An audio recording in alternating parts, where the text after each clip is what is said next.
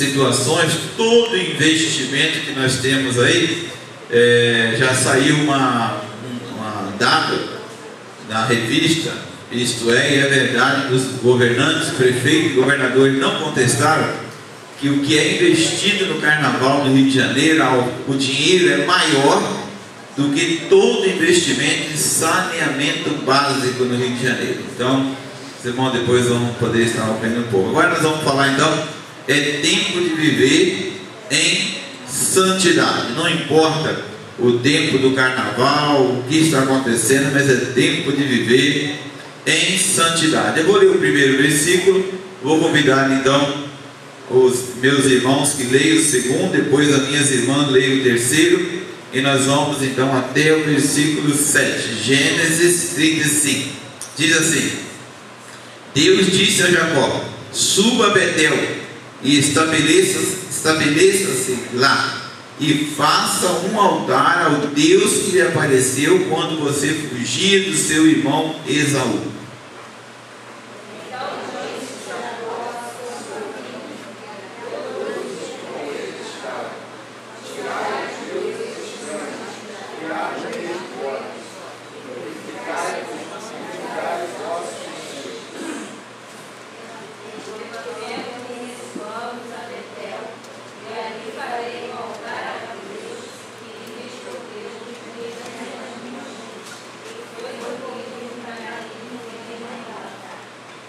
Então entregaram a Jacó todos os deuses estrangeiros que possuíam, os brincos que usavam nas orelhas, e Jacó os enterrou ao pé da grande árvore, próximo a Siquém.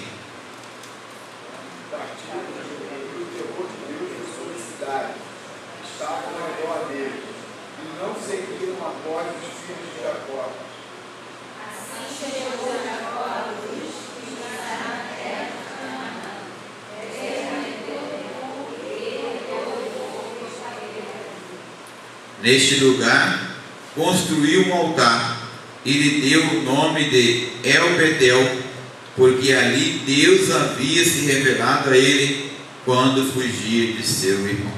Amém? Meus queridos, meus amados, é tempo de viver em santidade.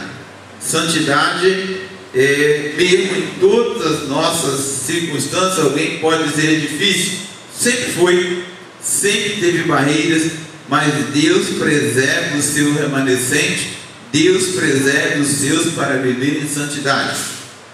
E nessa história que nós acabamos de ler aqui, nós temos um fato anterior, que é o momento que Jacó Jacó fugiu muito na vida, fugiu de seu irmão, foi para a Padã Arã, e lá então ele convive na casa do seu tio Labão, e depois ele foge também do seu sogro, que não aguentava mais a situação, ser explorado, e ele sai, então combina com as suas mulheres, ele sai com seus filhos, e tem que enfrentar depois o sogro, e mais tarde ele tem que enfrentar o irmão, também de frente. Vamos olhando os textos anteriores, e Jacó tem que enfrentar um grande momento, que na verdade a sua filha, única filha, Diná, foi abusada sexualmente, e acabou que a consentiu no casamento, mas era proibido pela seu costume, a sua cultura.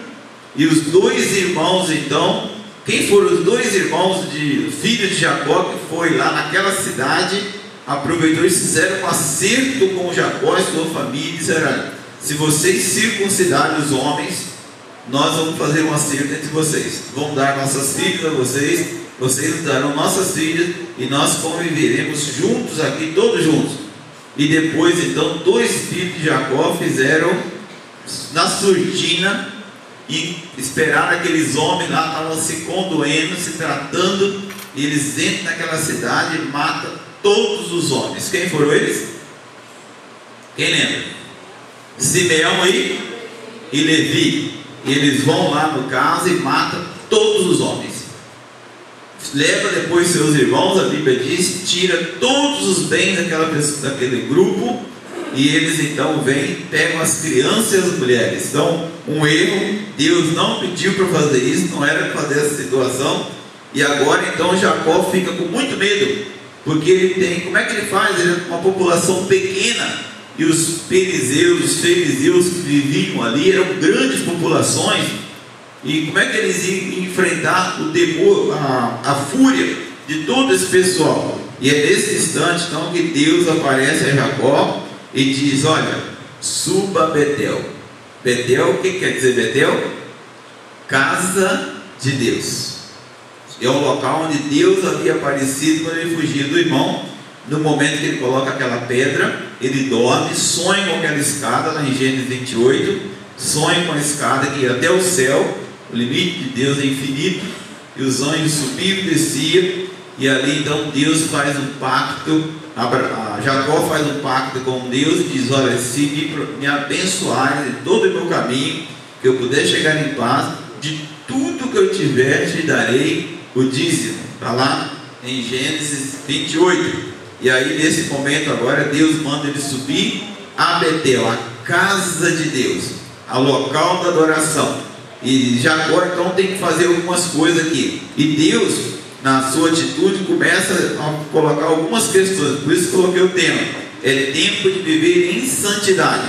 Deus queria que Jacó com seus filhos chegasse a Betel, mas eles não podiam chegar lá de qualquer jeito.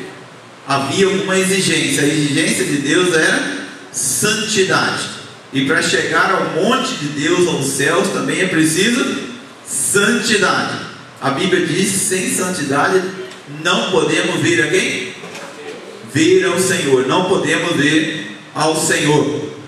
E aí, se você pensar que hoje o mundo vive na carnalidade, o tempo que nós vivemos agora é o tempo da carnalidade, sempre o mundo sempre voltou nas suas atitudes, o homem, para a carnalidade. Lembre disso, sempre. Não é só hoje, já tivemos tempos, inclusive piores, situações piores do que nós vivemos hoje, mas Deus sempre exigiu do seu povo a santidade. Por quê? É tempo de viver em santidade, porque na verdade o versículo 1 vai mostrar que é exigência do Senhor para aqueles que querem andar com Ele. Olha o versículo 1: é exigência do Senhor para aqueles que querem andar com Ele. Deus disse a Jacó: suba a Betel e se estabeleça lá, e faça um altar ao Deus que lhe apareceu quando você fugia do seu irmão. Deus, é interessante, irmãos, que muitas vezes quando nós falhamos, pisamos na maionese, nós esquecemos do que Deus fez em nossas vidas. Muitas vezes nós esquecemos de onde Deus nos tirou. E Deus lembra Jacó: olha, você fez um pacto comigo, eu te tirei de uma situação, de uma angústia, tirei você da casa do seu pai, permiti você chegar lá em Padã Arã, na casa do seu tio, ter local, ter amparo, você poderia ser devorado pelo seu irmão. Porque na verdade é exigência do Senhor para aqueles que querem andar com Ele. Se você quer andar com Deus, Deus exige também de você, exige de mim santidade. E quem é entre eu e você que não precisamos de vez em quando fazer uns ajustes? Nós fazemos, dependendo, não podemos dizer tempo, porque as nossas estradas infelizmente são muito ruins. O nosso sistema de asfalto termina o asfalto, 3 vezes depois tem buraco, né? Então não podemos dizer que vou fazer manutenção do carro para ver alinhamento e balanceamento a cada 3 meses, a cada 4. Em alguns lugares eles têm essa questão, tanto tempo. Bateu num buraco muito forte, tem que fazer alinhamento do carro.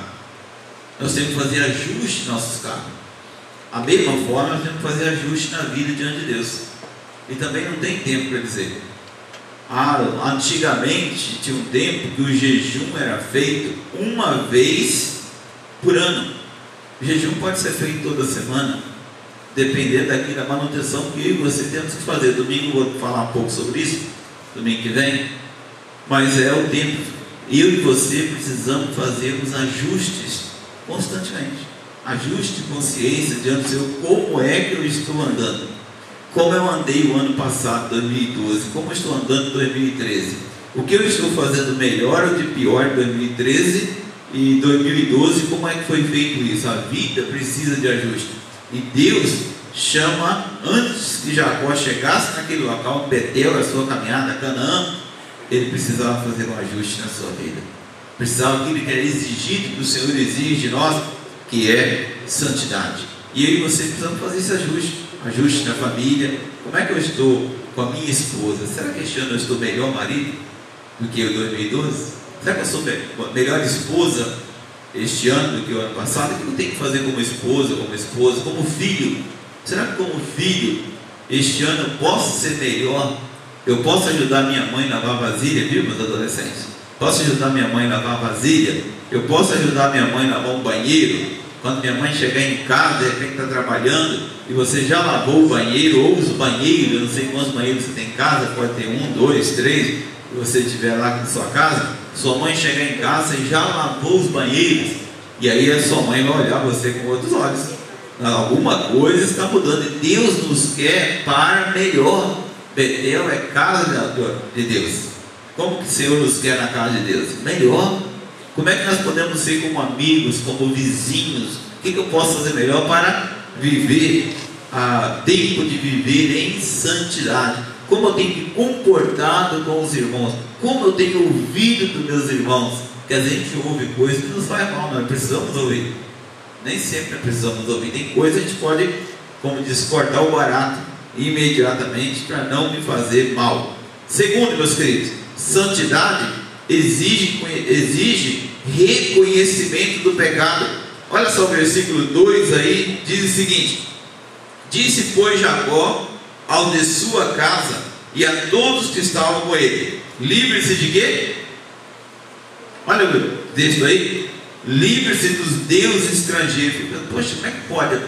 Jacó, um homem de integridade, o pai da fé, né, o neto, né, os patriarcas, Deus de Abraão, Isaac e Jacó, mas havia deuses estranhos no meio daquele povo.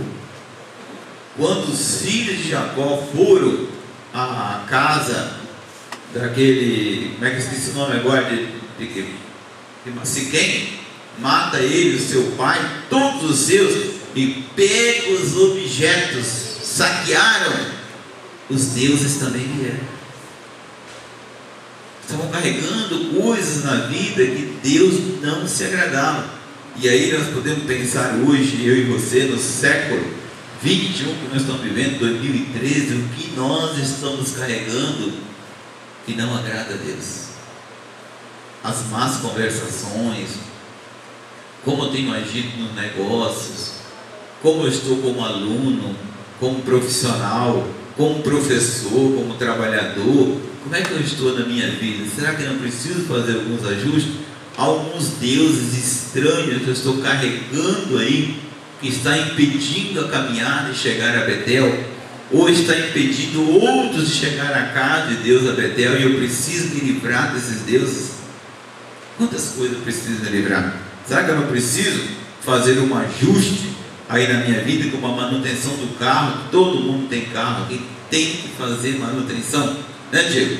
Se não fizer a manutenção, vai ter problema mais sério, o carro vai pifar, vai parar, vai comer o pneu nos cantos todo, vai ter gasto de combustível, o carro vai parar. Tem que fazer manutenção. E nós? Como tem que ser feita a nossa manutenção? Então Deus exige um reconhecimento do pecado. E a Jacó coloca isso para o seu povo, e eles reconhecem, entrega a Jacó todos os deuses estranhos, os objetos que usavam, os brincos, e Jacó enterra lá no pé do local da árvore, e aí para eles poderem seguir para chegar a Betel, casa de Deus. Terceiro, meus queridos, santidade começa com uma decisão pessoal. Olha bem o versículo 3, versículo 3 diz o seguinte: venham, vamos subir a Betel, onde farei um altar ao Deus que me ouviu no dia da minha angústia e que tem estado comigo por onde eu tenho andado. Jacó toma uma decisão. Assim como o perdão não é sentimento, é uma decisão. Eu decido: Senhor, eu não quero mais sentir isso, eu quero amar o fulano, não quero sentir mágoa do Pedro, do João, de quem seja. Santidade também é uma decisão. E dizer: olha, Senhor, me ajude, eu não quero mais viver dessa forma, não quero viver desse jeito. Eu vi um adolescente semana passada, 16 anos, ele chegar diante de um grupo e ele confessar o seu pecado, entendeu? E diz: meus irmãos, eu coloquei para Deus, eu não quero andar mais assim. Eu quero andar com uma vida diferente, que agrada, que honra o Senhor, e que as pessoas não tenham do que ficar me acusando. Então estou colocando para todos vocês aqui para saber, e agora eu quero andar diferente. Então santidade é uma decisão, e a decisão pessoal. E Jacó toma essa decisão e diz: olha, Senhor, eu quero agora chegar, vamos subir, todos nós vamos a Betel, e vamos ao local, ao Deus que me livrou, tem me livrado das minhas angústias. E ele então, onde farei um altar ao Deus que me ouviu no dia da minha angústia, e que tem estado comigo por onde tenho andado. É uma decisão, e eu quero fazer isso, eu decido, eu desejo fazer isso, e o Senhor então vai atuar na sua vida e na minha vida. Ainda, meus queridos, para concluir, santidade exige de cada um de nós uma busca de abrir mãos dos nossos conceitos. Versículo 4 diz o seguinte: olha o que diz aí: então entregaram a Jacó todos os deuses estrangeiros que possuíam, os brincos que usavam nas orelhas, e Jacó os enterrou ao pé da grande árvore, próximo a Siquém. Santidade exige abrir mão daquelas coisinhas que às vezes sente até bem.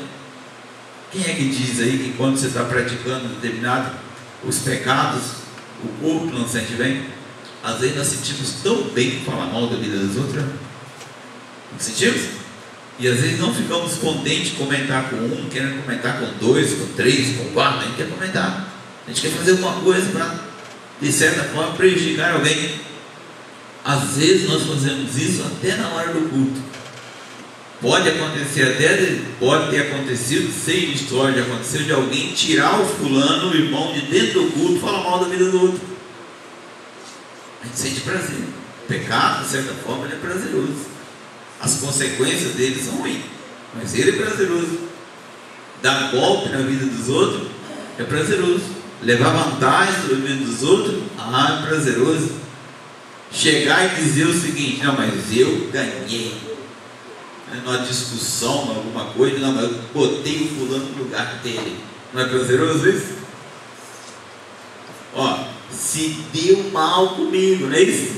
Deixa eu dizer, deu mal, agora paga. Não temos prazer às vezes em fazer isso?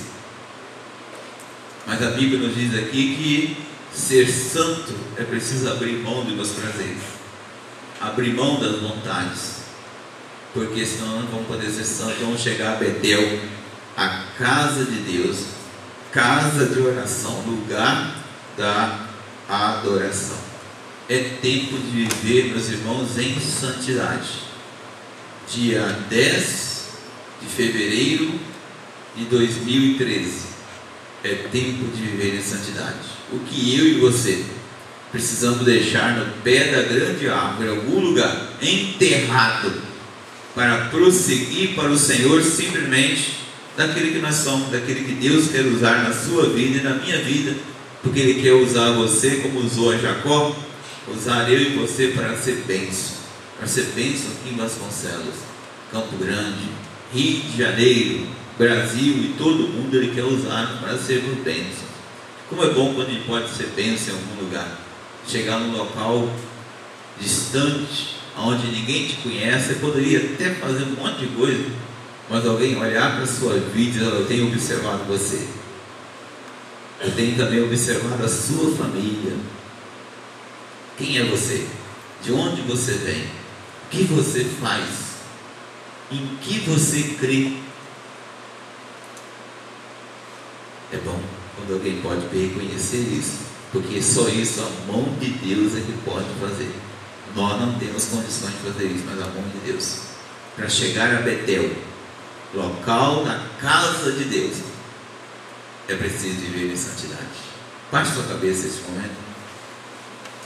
E você sabe, se é que você tem alguns deuses que você tem carregado, algumas coisas que você precisa abrir mão, que você precisa deixar, que você precisa colocar diante do Senhor. Lembre que o Senhor é um Deus bondoso, de misericórdia, e que o servo do Senhor no passado, Salomão, diz todas as vezes que alguém voltar para este local, para o Senhor, e arrepender do seu pecado, o Senhor perdoará os seus pecados, o Senhor o abençoará. Lembre das promessas de Deus na sua vida. Lembre de onde o Senhor te tirou, de onde o Senhor te resgatou, dos livramentos que o Senhor tem colocado na sua vida. Onde você poderia estar se não fosse a mão do Senhor, para viver um tempo de santidade, a começar na sua casa de preferência.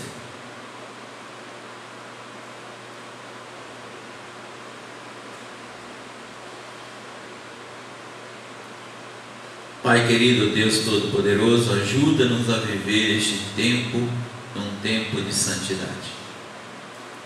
Ajuda-nos, Senhor, a poder reconhecer aquilo que em nós prejudica o andamento da Tua obra, da Tua causa. Senhor, mas nós declaramos diante de Ti neste momento, nós não queremos viver assim. Nós queremos decidir, Senhor, diante de Ti, viver em santidade. E que isso nos ajude a livrar dos objetos, sejam eles quais forem, para que possamos chegar a Betel, a casa de Deus, poder adorar ao Senhor. Ajuda-nos, Senhor, a sermos santos em nossas casas, nosso trabalho, nossa escola, nossos vizinhos, aonde estivermos. Ajuda-nos a vivermos em santidade, em nome de Jesus. Amém.